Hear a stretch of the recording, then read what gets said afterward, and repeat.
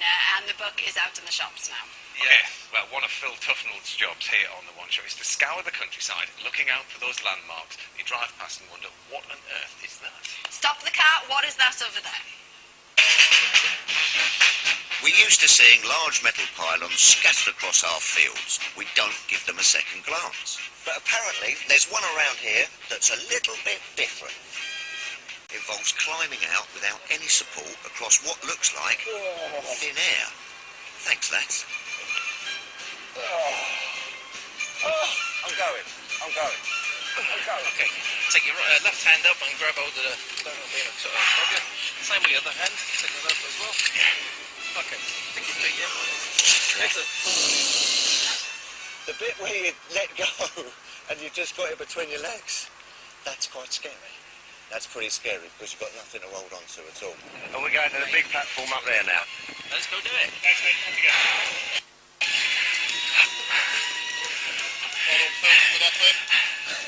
You've got to be fit just to clamber up it. Look at that view.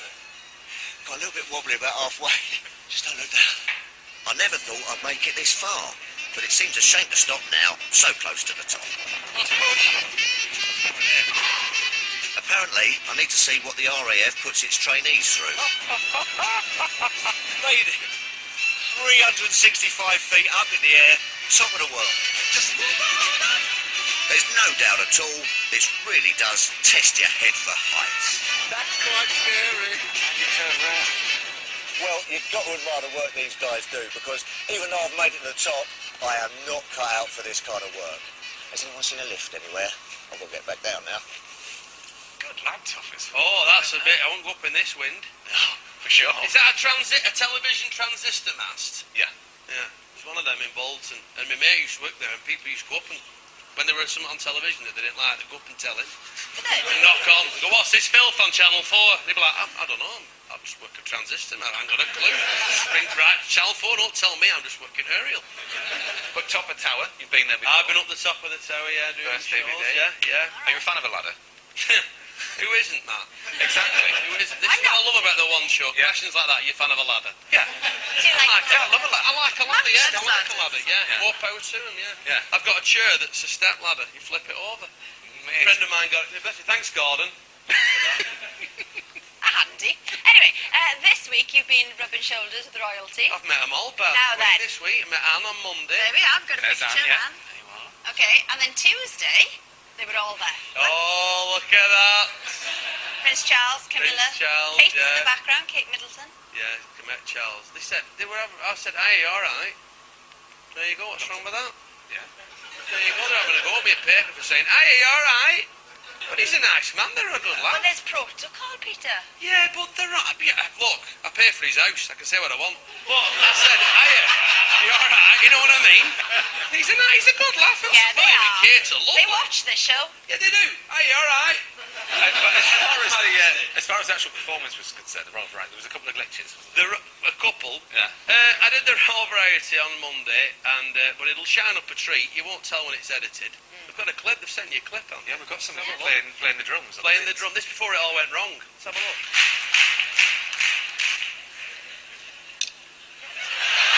Oh, aye.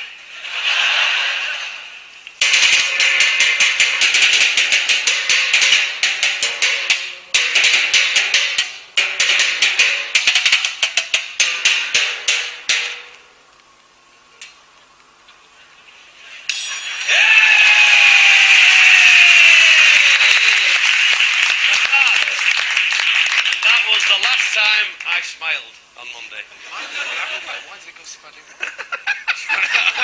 I don't know if I can contractually elaborate, but anyway, we'll see next Wednesday. There's me next to the fireplace. Yeah, why are you? I said, is it warm in here? Is it me? That was introducing Leona Lewis. I like anything like that, But though. why is the fireplace? Leona was singing Hurt. I said, she's not banged herself on way to stage. That's the song she's singing. But they just had a few things that went wrong, and everyone was sat in the seats for 5 hours. Yeah. But other than that, it was fantastic. Good. And guess who they sent on? Keep it all going. Me. Yeah.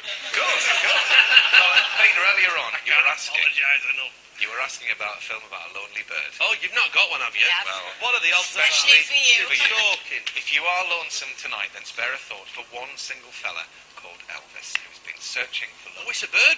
Yeah, but I meant woman. oh no. This bird has been searching for love for 8 years. Yeah, Mike Dilger heads to Stornoway in the Outer Hebrides in search of this Roman romance. Press play quick. The magnificent snowy owl is usually at home within the frozen Arctic Circle, but on very rare occasions they've even been known to fly down south as far as the Scottish Islands. And even more surprisingly, since 2003, one particular bird has decided to make the Outer Hebrides his home. In that time, he's become a bit of a celebrity. He lives a very solitary life and has even been spotted sidling up to a white plastic bag, maybe for company. He might be more than 1,000 miles from home. So, could this be the loneliest bird in Britain? The locals have named him Elvis, and I've come all the way here to the Isle of Lewis to try and find out if he's still lonesome tonight. Are you lonesome tonight?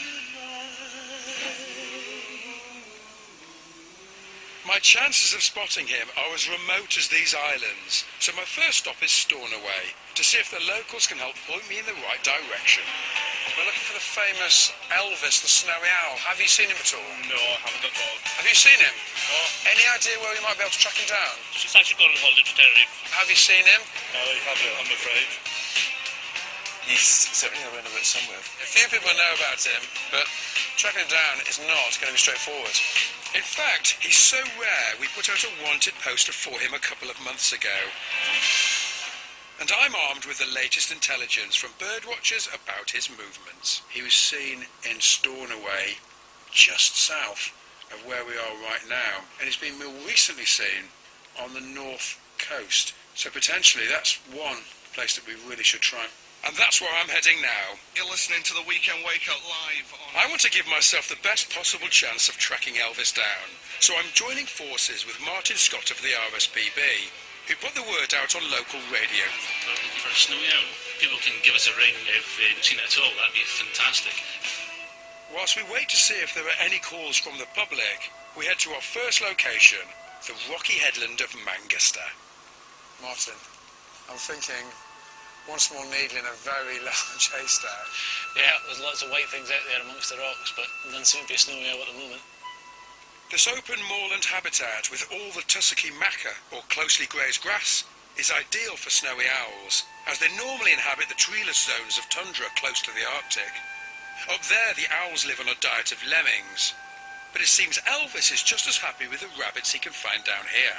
Well, we haven't seen Elvis just yet, but we have seen a buzzard flying around this cairn, and we've just spotted this pellet, and the buzzard has obviously coughed this pellet up, but there's evidence as well that Elvis has been around this cairn quite recently, because Martin's got a couple of huge pellets. A couple of huge pellets, yeah, full of rabbit bones and rabbit fur, which is classic snowy owl food.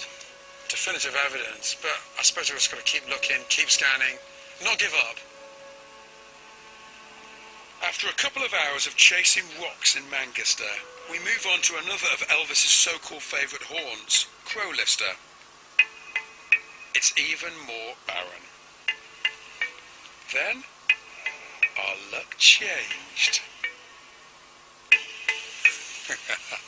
Frankly, we'd given up. But you see that little white blob over there is the loneliest bird in the world. We have located Elvis, and he's right on the north coast of Lewis. It begs the question, of course, why is he here? He's drifted down from Greenland and Arctic Canada and ended up on the Hebrides. And since then, basically found a habitat to his liking, but just can't find a mate, so he's been wandering about, very lonely. So chances of a female wandering down here are quite slim, but in saying that, you just never know, so just keep our fingers crossed for him. In the end, we spent almost an hour with Elvis, and he seemed totally unfazed by our presence. Well, yeah, hopefully the wind has blown in a lovely little mate for him. Anyway, Yeah. we're out of time, Peter. That's it. Happy, you big pudding. Thanks for coming in. See you tomorrow. Happy Christmas. Bye! Bye. Where's the camera? Happy Christmas. Bye. Where's the camera? Phil's going to be hopping whopping mad when he finds out who the stalker is. It's EastEnders next. Consider yourself at home. Consider yourself one of the family. We've taken to you so strong. It's clear we're going to get along. Consider yourself well in. Consider yourself part of the furniture. There isn't a lot to use there. Who cares whatever we got, we share.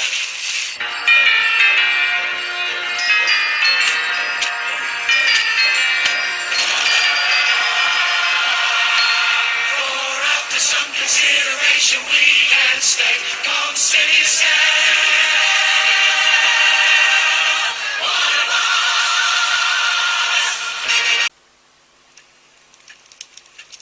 Consider yourself at home. Consider yourself one of the family.